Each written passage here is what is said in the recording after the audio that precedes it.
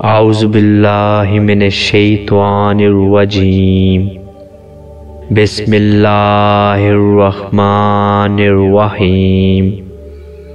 Video شروع کرنے سے پہلے تمام حضرات ایک مرتبہ درود پاک پڑھ لیجئے۔ اللہم صلی علی محمد وعلی آل محمد کما صلیت علی ابراہیم وعلی آل ابراہیم انک حمید مجید۔ اللہم بارک علی محمد وعلی آل محمد کما بارکت علی ابراہیم وعلی آل ابراہیم انک حمید مجید۔ دوستو، اگر آپ ہمارے چینل میں نئے ہیں تو ہمارے چینل کو سبسکرائب کریں اور بیل آئیکن کو دبائیں تاکہ ہماری آنے والی ہر نئی ویڈیو کی اپڈیٹ آپ کو بآسانی ملتی رہے۔ دوستو، اس ویڈیو پر لائک کرنے کا ٹارگٹ ہے 1000 لائکس۔ تو چلتے ہیں آج کے موضوع کی طرف۔ ایک صحابیہ رضی اللہ تعالی عنہ کے ہاں بیٹا پیدا ہوا۔ شوہر جہاد پر گیا ہوا تھا۔ جس دن شوہر کو واپس آنا تھا اس دن چند گھنٹے پہلے بیٹا وفات پا گیا تھا۔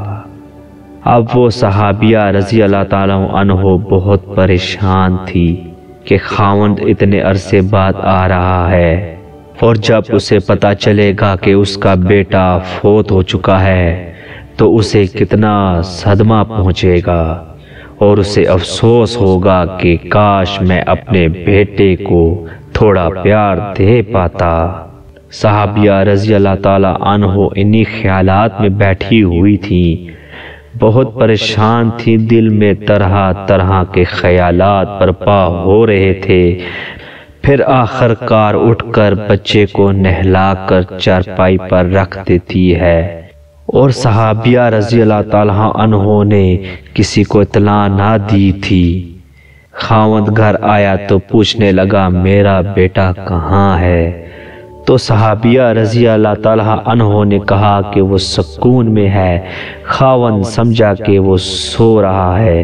جب خاوند نے کھانا کھایا تو رات ہو چکی تھی۔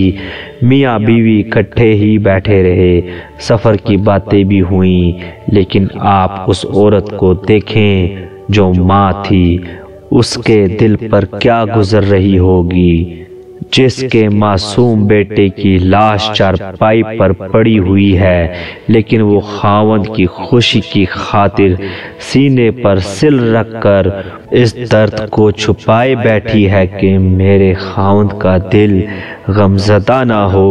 وہ اس کے ساتھ کھانا بھی کھا رہی ہے اور اس سے بات بھی کر رہی ہے، حتیٰ کہ اس حال میں صبح بھی ہو گئی۔ صبح اپنے خاوند سے پوچھا کہ مجھے ایک بات بتائیے۔ کہنے لگی کہ اگر کوئی کسی کو کوئی امانت دے اور پھر کچھ عرصے بعد واپس مانگے تو وہ خوشی سے دینی چاہیے یا غمزدہ؟ تو خاوند نے کہا کہ خوش ہو کر۔ بیوی کہنے لگی آپ کو بھی اللہ نے امانت دی تھی، آپ کے آنے سے کچھ دیر پہلے اللہ پاک نے وہ امانت واپس لے لی، اب جائیے اور خوشی خوشی اللہ کے حوالے کر دیجئے۔ اللہ اکبر۔ پیارے دوستو، اس صحابیہ رضی اللہ تعالیٰ عنہ نے حسن معاشرت کا حق ادا کر دیا۔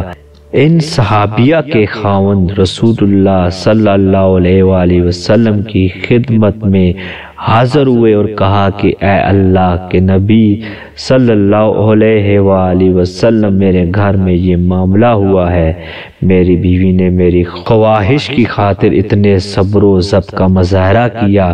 اللہ کے نبی صلی اللہ علیہ وآلہ وسلم نے دعا دی، چنانچہ اللہ نے اس رات میں برکت ڈالی اور وہ عورت اپنے خاوند سے ملنے کی وجہ سے حاملہ ہوئی۔ اللہ پاک نے انہیں ایک اور بیٹا عطا کیا جو حافظ قرآن بھی بنا، حافظ حدیث بھی بنا۔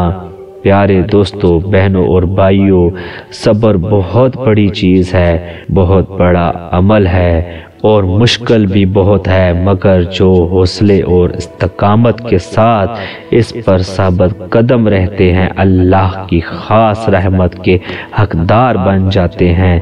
اللہ سے دعا ہے کہ اللہ پاک ہمیں ہر مشکل گھڑی میں، مصیبت میں، تکلیف میں اور ہر حال میں استقامت اور حوصلے کے ساتھ صبر کرنے والا بنائے اور ہمیں اپنی رحمت سے نوازے۔ اللہ پاک ہمیں عمل کرنے کی توفیق عطا فرمائے، توفیق عطا فرمائے، توفیق۔